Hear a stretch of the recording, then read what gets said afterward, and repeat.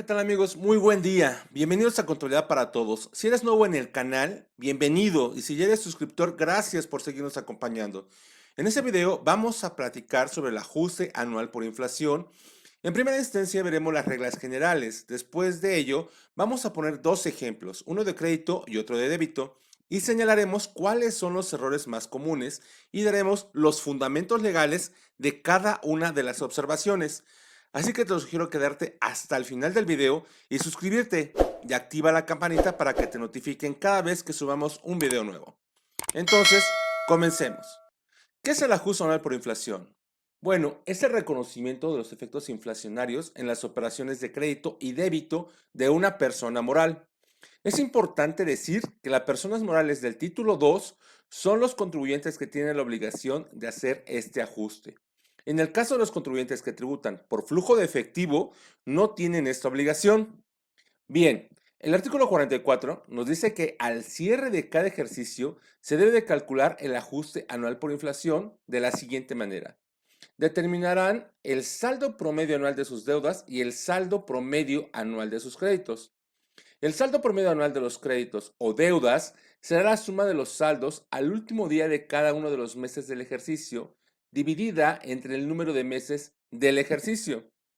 Es importante mencionar que no se debe de incluir en el saldo del último día de cada mes los intereses que se devenguen en el mes. Cuando el saldo promedio anual de las deudas sea mayor que el saldo promedio anual de los créditos, la diferencia se multiplicará por el factor de ajuste anual y el resultado será el ajuste anual por inflación acumulable. Cuando el saldo promedio anual de los créditos sea mayor que el saldo promedio anual de las deudas, la diferencia se multiplicará por el factor de ajuste anual y el resultado será el ajuste anual por inflación deducible. Ahora que ya sabemos cuándo es un ajuste por inflación acumulable y cuándo es un ajuste deducible, bueno, pues pasemos ahora a saber cómo se determina el factor de ajuste y hay dos formas o momentos. Cuando tenemos un ejercicio regular y cuando tenemos un ejercicio irregular, es decir, menor al de los 12 meses. Hablemos primero de un ejercicio regular. Se divide el índice nacional de precios del consumidor del mes de cierre más reciente entre el INPC del mes más antiguo. En este momento que estamos grabando el video, tendría que ser el INPC del mes de diciembre de 2019 entre el INPC del mes de diciembre de 2018. A ese cociente le restamos la unidad, como aquí indica, y tendríamos nuestro factor de ajuste. Cuando el ejercicio es menor a 12 meses, entonces tendríamos que dividir el INPC del mes de diciembre de 2019 entre el INPC del mes inmediato anterior al primer mes de que se trate. Imagina que empezamos operaciones en junio del 2019. Entonces, el INPC que tienes que tomar es el de mayo de 2019. En primera instancia, hablemos de los créditos. Recuerda que tenemos que hacer la sumatoria de los saldos finales de cada uno de los meses de los créditos que entregamos. En el ejemplo pusimos a propósito algunos errores. ¿Qué tal si intentamos jugar un poco? Y tratas de identificar cuáles errores son los que nosotros pusimos a propósito dentro de esta laminilla.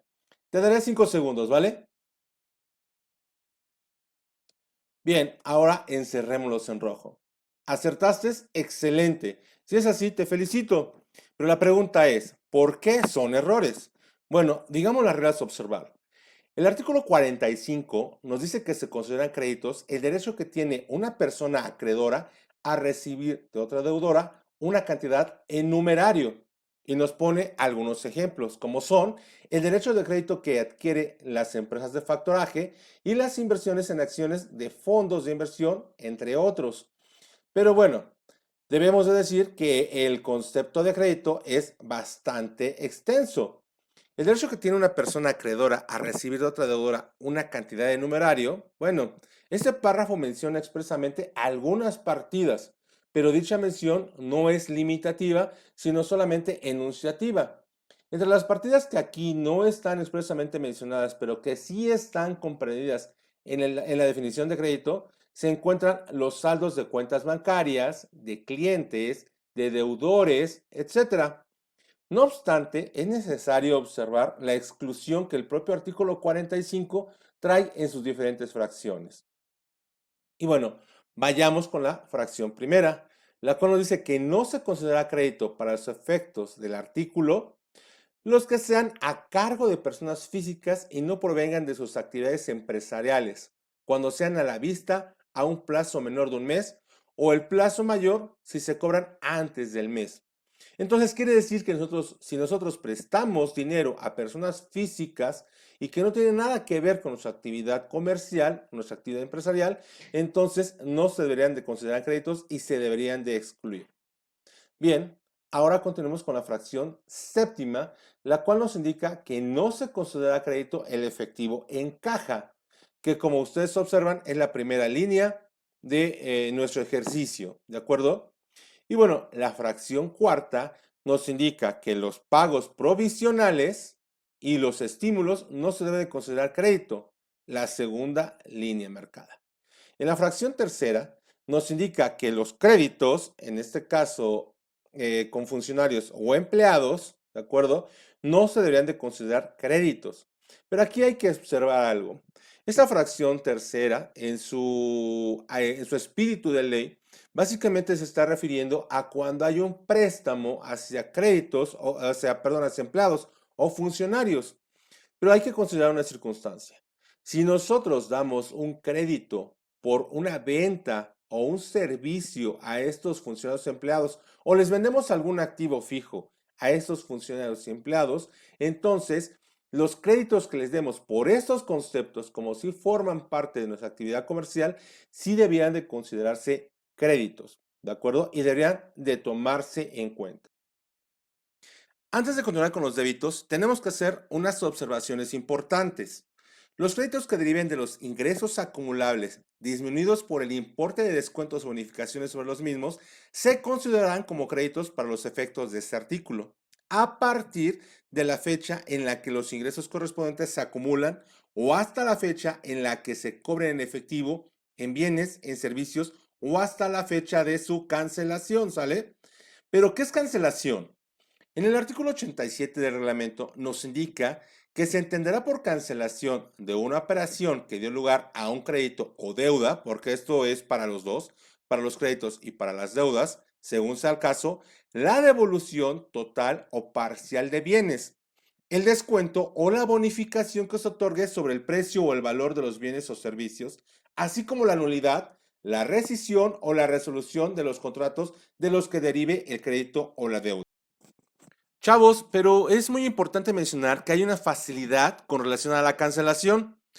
Si ustedes leen el artículo 88 del reglamento de la ley, en su fracción primera van a encontrar que nos indica que si nosotros cancelamos, en este caso el movimiento, ya sea deudor o acreedor, antes del mes de abril, es decir, en marzo, nosotros podemos quitar del cálculo del ajuste anual por inflación los montos correspondientes a este crédito cancelado.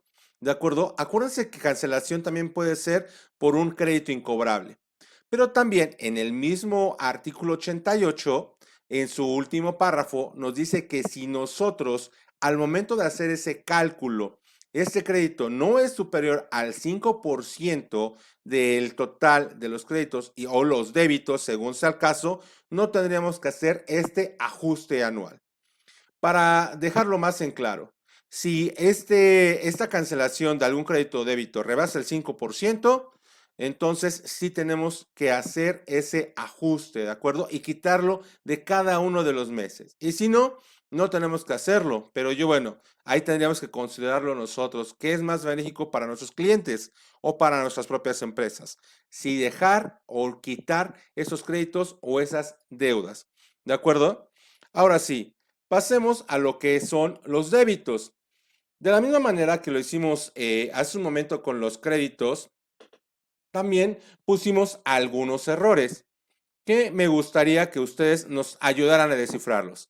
Voy a darle nuevamente 5 segundos, me va a quedar caído 5 segundos, a ver si de esa manera ustedes también aciertan a los errores, ¿vale? ¿Qué tal? ¿Cómo les fue? Aquí están los errores, los conceptos que no deberían de estar integrando o sumándose al cálculo del ajuste anual por inflación. Y bueno, vamos a leer el por qué razón se consideran o deben de considerarse erróneos y no se deben de calcular o no deben de entrar en el cálculo del ajuste anual por inflación.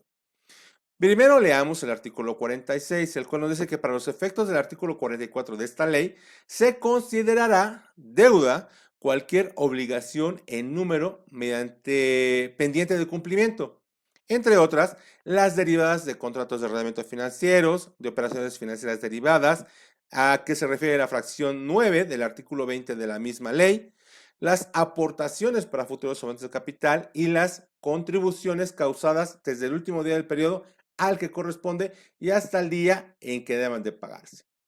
La realidad es que el concepto de deuda es muy amplio.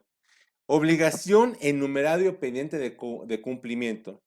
Es prácticamente cualquier pasivo o cantidad de dinero que el contribuyente tenga la obligación de pagar, ya sea a corto, mediano o largo plazo. Pero también hay conceptos que el propio artículo y la propia ley nos están excluyendo de considerarlos para el ajuste anual por inflación. ¿De acuerdo? Aquí nos dice que también son deuda los pasivos y las reservas de activo, pasivo capital, que sean o hayan sido deducibles. Y ahí viene esa parte importante, que hayan sido deducibles. Si ustedes tienen alguna partida que no haya sido deducible, entonces esa partida no debiera de entrar para el ajuste anual por inflación. ¿De acuerdo? Entonces, esa parte sí es bien importante. Y bueno, aquí vamos a ver con relación a por qué estamos excluyendo estos conceptos. El tercer párrafo del artículo 46, en relación al artículo 28, fracción primera de la ley de impuesto sobre la renta, nos indica en esta fracción precisamente que los impuestos no serán deducibles. Entonces, como los impuestos no son deducibles, estos no juegan para el ajuste anual por inflación.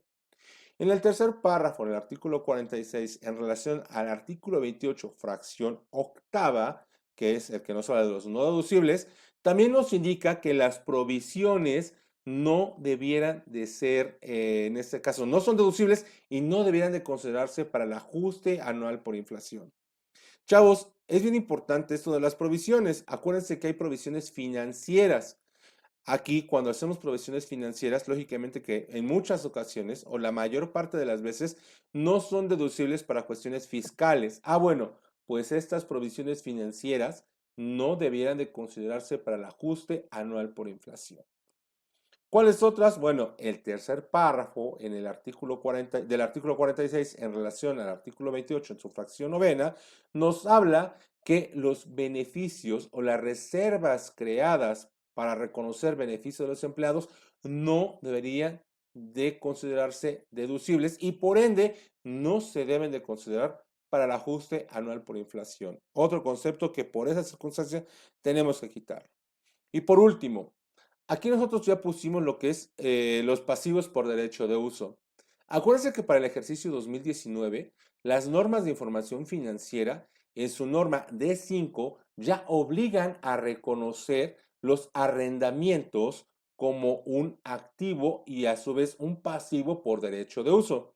Pero estos activos o pasivos por derecho de uso aún no han sido deducibles. Es decir, si todavía los seguimos teniendo en el pasivo es porque todavía no los hemos deducido. Es por esa circunstancia que nosotros no tendríamos que jugar con esta provisión, ¿de acuerdo? De los pasivos por derecho de uso para el cálculo del ajuste anual por inflación. Muy bien, continuemos. ¿Cuál sería nuestro ajuste anual por inflación para nuestro ejemplo? Bueno, como ya lo dijimos en una primera ocasión, en las primeras laminillas en este mismo video, tenemos que hacer la división entre el INPC, ¿de acuerdo? Del mes más reciente, que al que estamos calculando, que en este caso sería diciembre de 2019, entre el INPC del mes más antiguo, que en este caso sería diciembre de 2018. Y una vez teniendo este factor, nosotros tenemos que, en este caso, truncarlo únicamente hasta 10 milésimos. que en este caso nos da 0,282. ¿Por qué hasta 10 milésimos? Bueno, eso viene en el artículo 17A de Código Fiscal de la Federación en su último párrafo. No tenemos que tomar todos los decimales que salgan, no, únicamente hasta 10 milésimos. En este caso, 4 dígitos después del punto. Le quitamos la unidad y me da mi factor de ajuste anual por inflación. En nuestro ejemplo que nosotros estuvimos observando, mi promedio anual de créditos fue de 4,934 pesos, que fue, digamos, más alto que mi promedio anual de deudas, que fue de 3,633 pesos. Mi diferencia de créditos fue de 1,301, multiplicado por mi factor de ajuste anual por inflación, me da 37 pesos. Como en este caso, mi promedio anual de créditos fue mayor que mi promedio anual de deudas, mi ajuste anual por inflación fue un ajuste deducible. ¿Por qué? Porque yo entregué más dinero de lo que a mí me prestaron. Entonces, es un ajuste anual por inflación deducible. Chavos, espero que les haya gustado el video. Lo hacemos mucho cariño para ustedes. Por favor, manita arriba y por favor no se olviden de suscribirse y pincharle a la campanita para que cada vez que subamos un video se los anuncie YouTube, les avise YouTube. Y bueno, chavos, gracias por estar en la comunidad de contadores, ¿no? De contabilidad para todos y que tengan mucho éxito en su profesión. Hasta luego, que estén muy bien.